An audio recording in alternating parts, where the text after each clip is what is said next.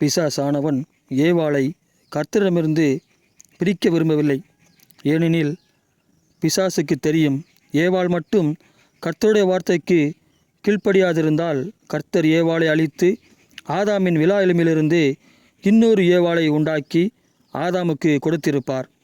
பிசாசானவன் ஆதாமை கர்த்தரிடமிருந்து பிரிக்க திட்டமிட்டான். அதற்காக முதலாவது சர்ப்பத்தை வஞ்சித்தான். பின் சர்ப்பத்தின் மூலம் ஏவாளை வஞ்சித்து அதன்பின் ஆதாமை வஞ்சித்து தன் திட்டத்தை நிறைவேற்றினான். ஏவாள் நிமித்தம் ஆதாம் கர்த்தருடைய வார்த்தைக்கு கீழ்ப்படியாமற் போனான். ஆதாம் மட்டும் ஏவாளுடைய பாவத்திற்கு உட்படாமல் இருந்திருந்தால் ஏவாளுடைய மீறுதலின் நிமித்தம் கர்த்தர் ஏவாளை அழித்து அவனுக்கு வேறொரு ஏவாளை கொடுத்திருப்பார்.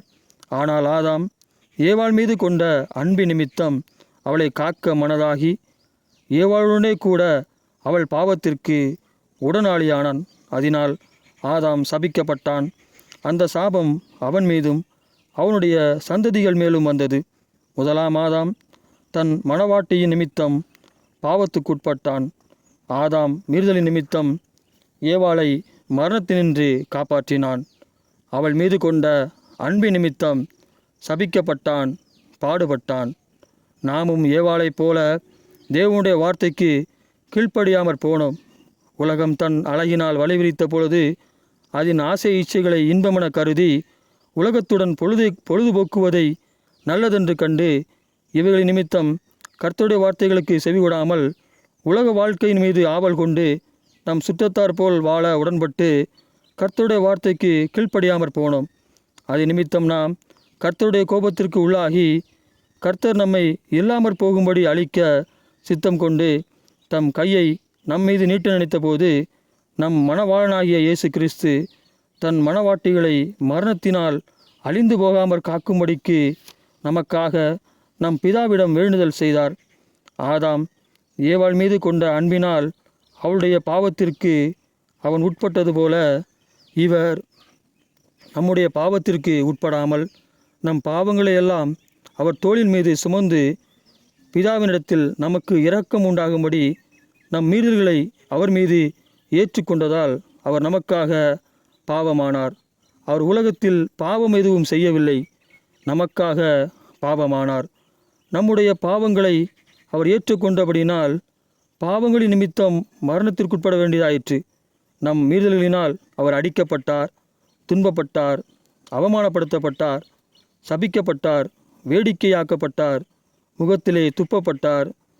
கிறிஸ்துவானவர் தம் மனவாட்டிகளாகிய ஏவாள் மீது கொண்ட காதலின் நிமித்தம் இவைகளையெல்லாம் சகித்து கொண்டார். ஏவாள்களின் நிமித்தம் அவளுடைய மணவாளன் சிலுவையிலே மரித்து அவளுக்கு நித்தியகால ஜீவனை அளிக்கும்படி உயிர்த்தெழுந்தார்.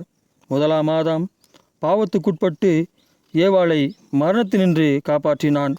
இரண்டாம் ஆதாம் பாவத்துக்குட்படாமல் அவளுடைய பாவங்களின்கான பலியை ஏற்றுக்கொண்டு தன்னுடைய ஏவாள்களை மரணத்தினின்று மீட்டார். முதலாம் ஆதாம் கீழ்ப்படியாமையினால் ஏவாளை மரணத்தினின்று காப்பாற்றினான். இரண்டாம் ஆதாம் கீழ்ப்படிதலினாலே ஏவாள்களை மரணத்தினின்று மீட்டார்.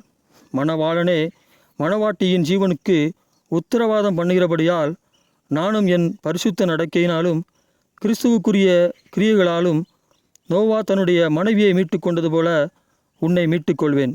நான் தேவனுடைய ராஜ்யத்திற்குள் விலா எலும்பு இல்லாதவனாய் போகாதபடிக்கு என் விலா எலும்பாகிய உன்னை அழைத்துச் செல்வேன்.